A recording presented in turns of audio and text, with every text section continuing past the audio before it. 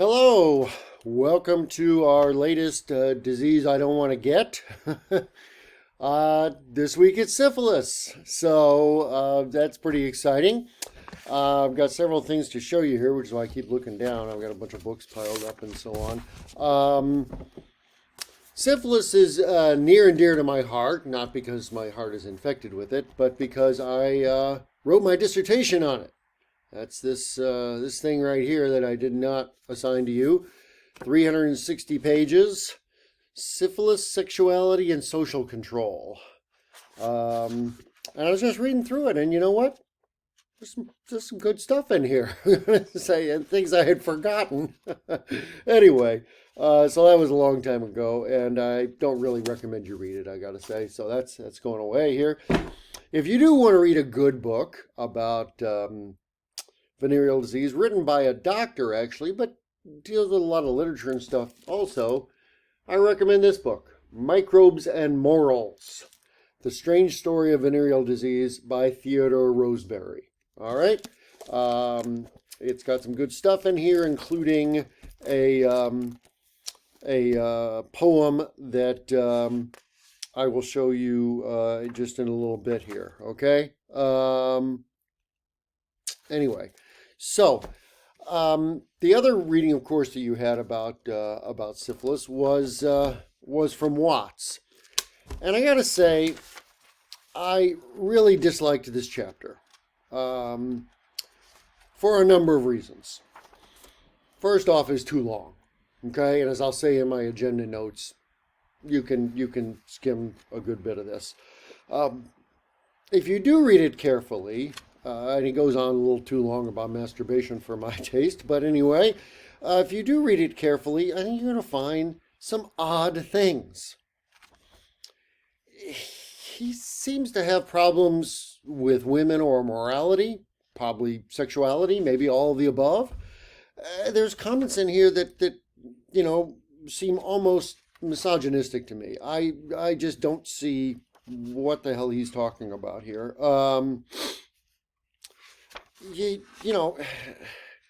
Some examples, like on 135, okay? He starts this paragraph, the first full paragraph on page 135, he starts talking about prostitutes were the pampered inmates of municipal brothels. Really? They're pampered? And then he goes on to say that they were locally recruited girls from poor families who were gang raped in order to force them into prostitution. I'm like, okay. Even if they were pampered afterwards, that's kind of horrific. And he goes on, then later in the same page, he refers to them as municipally sponsored loose women. Well, being forced into prostitution doesn't necessarily make one a loose woman, right? And then on 139, he says, prostitution continued in being, if for no other reason than that poor girls needed the cash. Well, you just told us they're being forced into prostitution. They're not choosing this, right? I don't know. Anyways, it's some weird stuff in here. But the main thing I have a problem with, though, from Watts, I'm going to toss this aside too here, though, is I think he's get some of his history wrong, okay? And he doesn't talk about the history as much as he should. And that's most of what I'm going to do here for you today, all right? So let's move along here a little bit. If I can get this to work, here we go. Okay, let's start with some medical facts. He doesn't really do this in a clear and direct way, so to my mind, so I'm going to, all right? Okay. Syphilis is a disease caused by bacterium, okay? That bacterium is Treponema pallidum, and those two words will come up again later in this presentation, all right? How do you get it? Well, as you might know, about 90% of the time through sexual contact.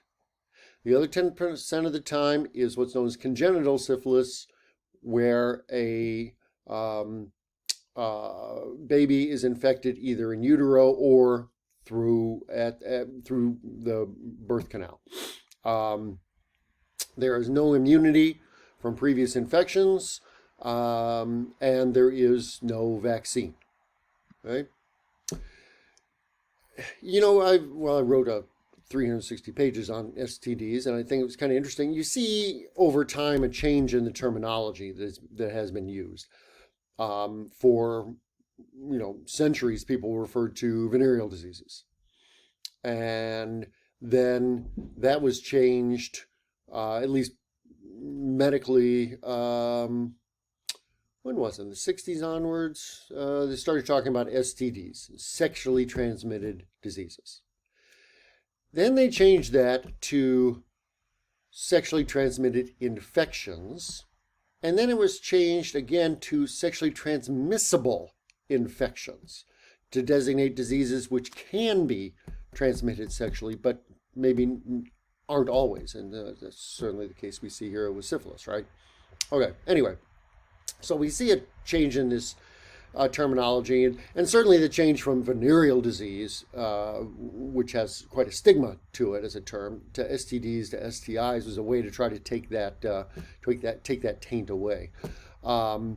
It also has been known, and you see this in Watts and others from early on, as the French disease, the Italian disease, and the Turkish disease. Everybody wanted to blame somebody else for it, kind of like Trump calling COVID, the China virus or whatever he said.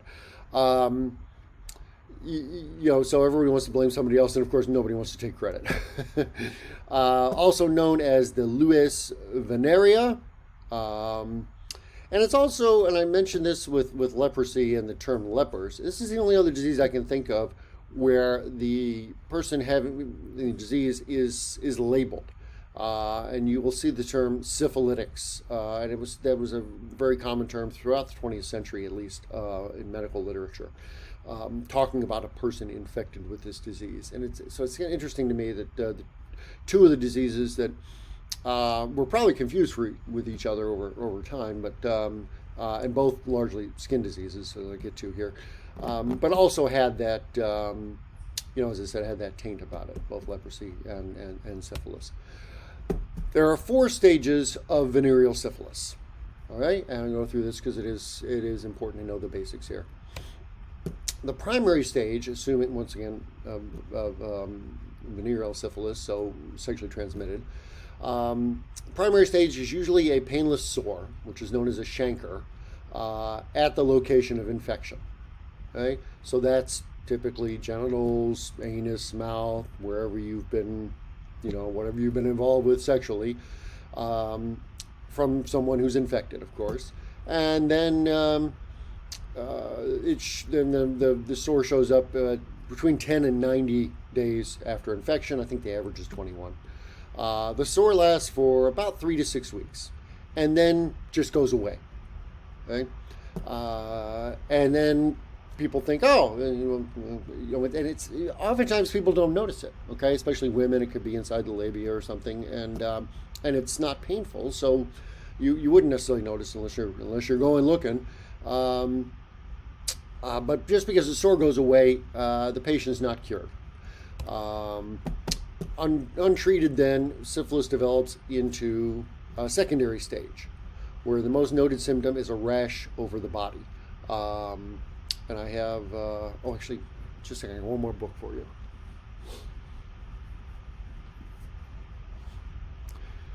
When I was doing my dissertation, people kept buying me books about syphilis. I don't know why, including this one, which is from 1910.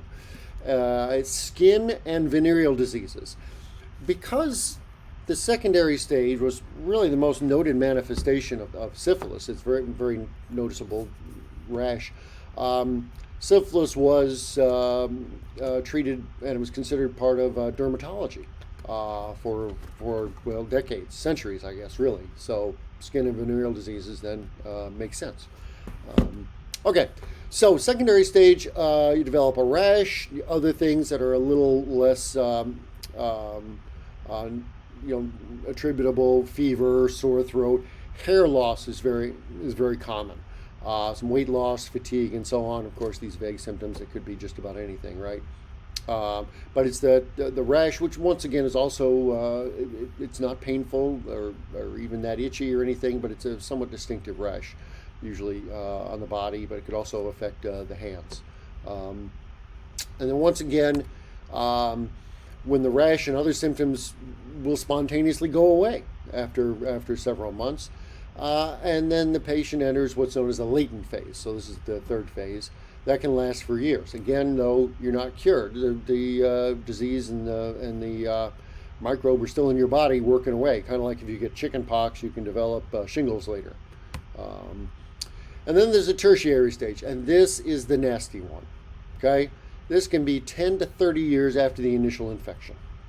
And syphilis was known as the great imitator or the great imposter because it can look like almost any other disease. It can affect nearly any organ in the body. Okay, most often though, the heart, the brain, the nervous system, causes widespread destruction of tissues, including a very typical nose. It will destroy the nose and the upper palate of your mouth here, and then create kind of a channel in between your nasal cavity and your mouth, which is just as nasty as it sounds. And I'm not going to show you a picture, but you can Google it if you want, and you can find them because I have. Okay. So this is the worst part of it. Now, if a woman gets syphilis, she can pass it on to her child. Now, that's not something else that Watts said. He says it causes infertility. Not really, not directly anyway. It can cause miscarriage and stillbirth. So if you consider that to being infertile, but it's technically not infertility. That gonorrhea is the STD that most often causes infertility. Anyway,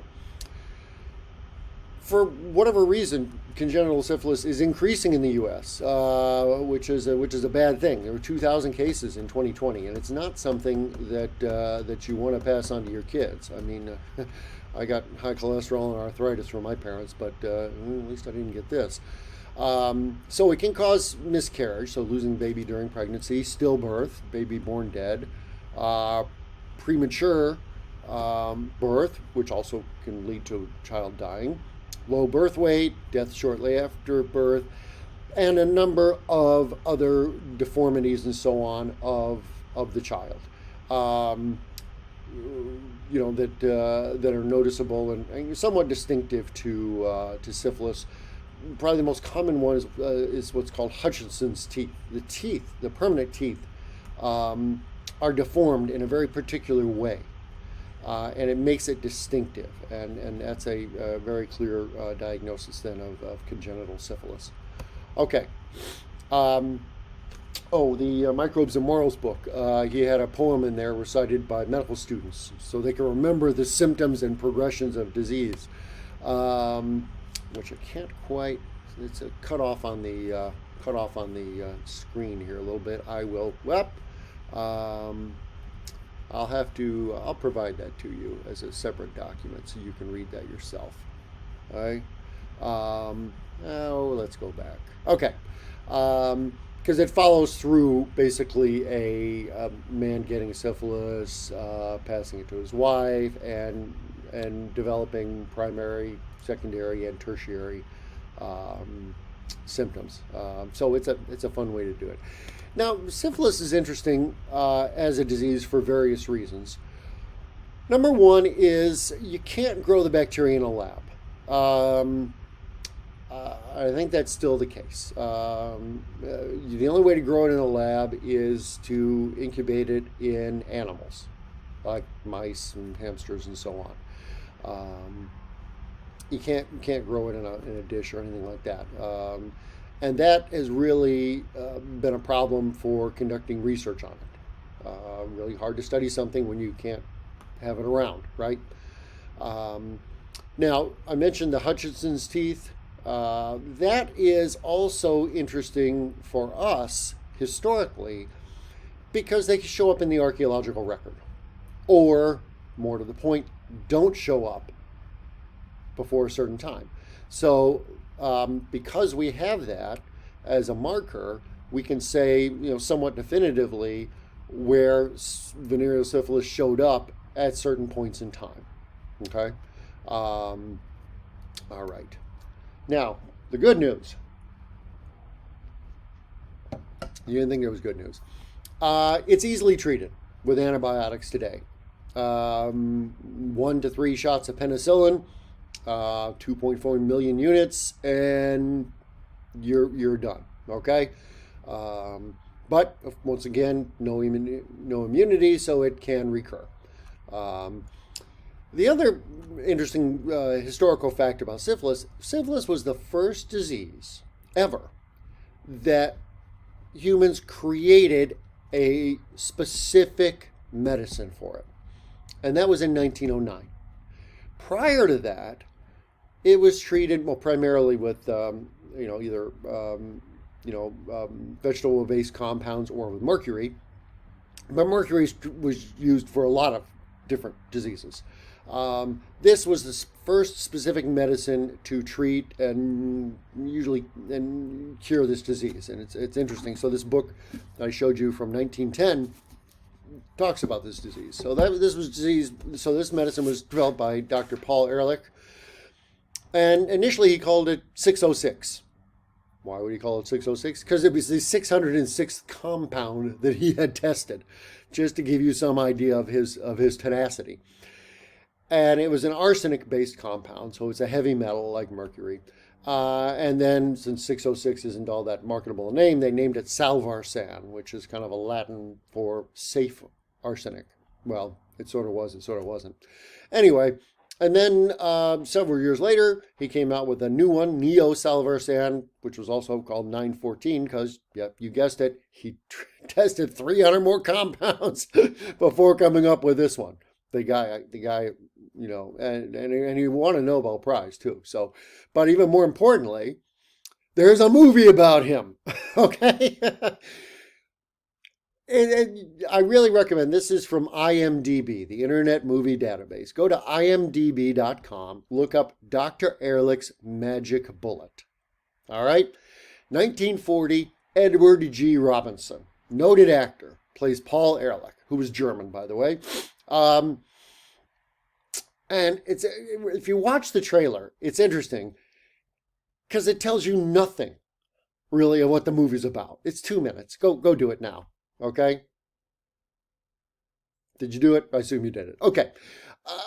Nowhere in there does it say this is a movie about syphilis or even venereal disease. It's kind of stunning. As a matter of fact, I don't even think, the movie's an hour and 43 minutes. I've seen it. I had a copy on VHS. I don't even think they use the word syphilis at any point in there. I can't remember. It's just kind of like this threat looming off in the distance. Anyway, it's a pretty good movie. So if you got a couple hours to kill, hey, try it out. Let me know what you think. Okay. You don't get a whole lot of movies out there about doctors finding cures for syphilis. So, you got to watch them when they come up. Okay, now, here's the thing. We have syphilis, okay? No, we don't have. It exists. Syphilis exists, right? But as Watt sort of alludes to, it's one of actually 4 different diseases, which are known as the trypanomatoses. All right, why? Because all 4 of them have a similar causative organism. Once again, I told you the causative organism of syphilis. I'll go back there. Where is that? There we go. Treponema pallidum, right? Okay. It's a treponema. All right, so trypanomatoses. Where were we? There we go. Okay. Syphilis is the only one of these 4 diseases which is sexually transmitted. The other 3 are all skin diseases transmitted just by skin-to-skin contact. All right? Now, this gets into the question of what is a disease, right? Okay, typically define a disease as a set of symptoms, right, caused by a particular organism or condition or parasite, right? Okay, which follows a certain progression in the body and perhaps then is treated by a specific medicine, right? Okay, so the thing about this is all four of these diseases respond to the same treatment, patients react to the same tests, and the causative organisms are identical under a microscope, right? So, are they different diseases? Well, we don't know. So the four diseases then are, let's see on this table, venereal syphilis, okay, caused by spirochete, which is a spiral-shaped bacterium, spirochete called treponema, right? Okay, and then there's a non-venereal syphilis, often called endemic syphilis, once again, skin-to-skin contact. Yaws, which is also a skin disease, primarily in Africa and Asia, and Pinta, which is a similar skin disease, but in Latin America, especially South America. Okay, so the organisms then are known as Treponema pallidum, Treponema pallidum, Treponema pertinu, and Treponema cariateum. And you can read through this table if you want. When does the infection start? How is it transmitted? How long are you infectious for?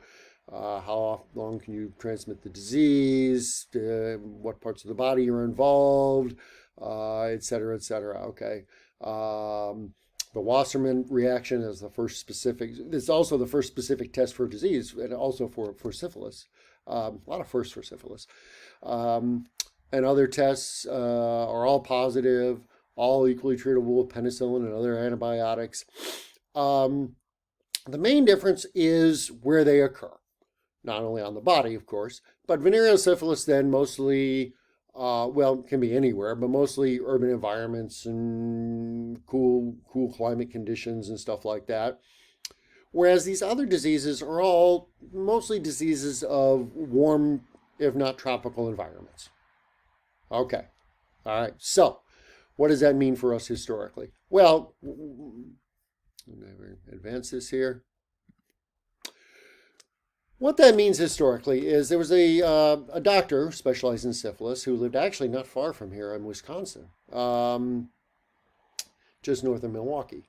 In 1963, he published an article where he advanced what he called the unified theory. He argued that all four of the trypanomatoses were actually the same disease, caused by an identical organism, but just in different environments. Okay, so if you were in Africa in a hot, humid environment, the organism could live just on your exposed skin, right? And therefore you could pass it through skin-to-skin contact, as often happens with yaws among children and so on.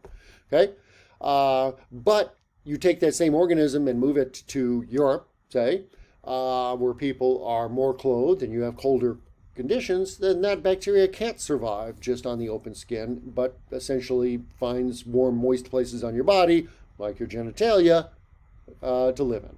All right. So he argued, you know what? These are all the same. Same year, C.J. Hackett comes along and argues the exact opposite. Okay? And they're writing in different journals. And he argues, no, these are four different diseases with four different causative organisms. So once again, this is 1963. We don't even know if these are the same diseases yet or not, right? And that's where things stay for the next 35 years or so. Okay? And doctors don't really know. Once again, can't grow this in a lab. It's really hard to study. Anyway, so then things get a little weird, okay? Whoops, I think I got these out of order. No. Oh, there we go. I just skipped one, sorry. So then, as we moved into the late 90s, we, of course, had medical advances in microscopy, electron microscopes, and, of course, DNA analysis and so on.